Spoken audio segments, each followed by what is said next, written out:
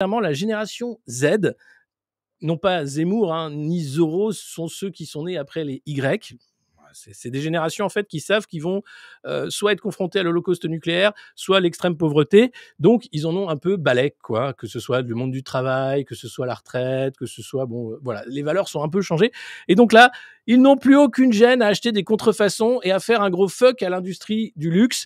Les marques de luxe n'hésitent pas à se faire des marges d'enculés, pardon, des marges gigantesques. Alors moi, je n'éprouve aucune honte. C'est même plutôt valorisant d'avoir su dénicher en ligne des vêtements stylés 10 fois moins chers qu'en boutique. Clara, étudiante en école de commerce, voilà, elle met à bien hein, l'éducation qu'elle a pu avoir dans son école de commerce. Incroyable. Évidemment, l'industrie de la mode réagit. Un marché de dupes tentaculaires qui finance le crime organisé. Vous n'allez pas un peu loin? Si, si, ils vont encore plus loin. Attendez, le communiqué est génial. Les jeunes n'ont plus de thunes, donc achètent des contrefaçons en disant « Oh, Bernard Arnault, tu te fous un peu de ma gueule, là, quand même ?» Une rentabilité élevée, un faible risque juridique et d'innombrables opportunités. Amplifié par la vente en ligne, la contrefaçon est devenue un vecteur de revenus privilégié pour le crime organisé, mais aussi pour les organisations terroristes.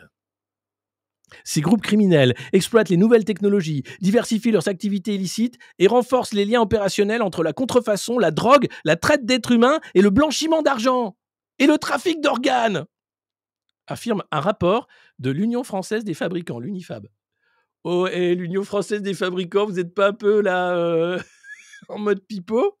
Parce que quand même. Non, non. Publié ce lundi, l'acte d'achat isolé est anodin, hein, et anodin des années 70, s'est transformé 50 ans plus tard en un comportement généralisé illicite et dramatique pour nos démocraties. Eh oui, parce que t'imagines, toi, t'achètes une connerie Yves Saint Laurent ou je sais pas quelles sont les marques à la con, Gucci, etc. C'est pas Bernard Arnault qui va prendre parce que c'est des Chinois qui ont fait ça à l'arrache, tranquille. Alors bien fait, hein, puisque c'est la même chose, sans le logo.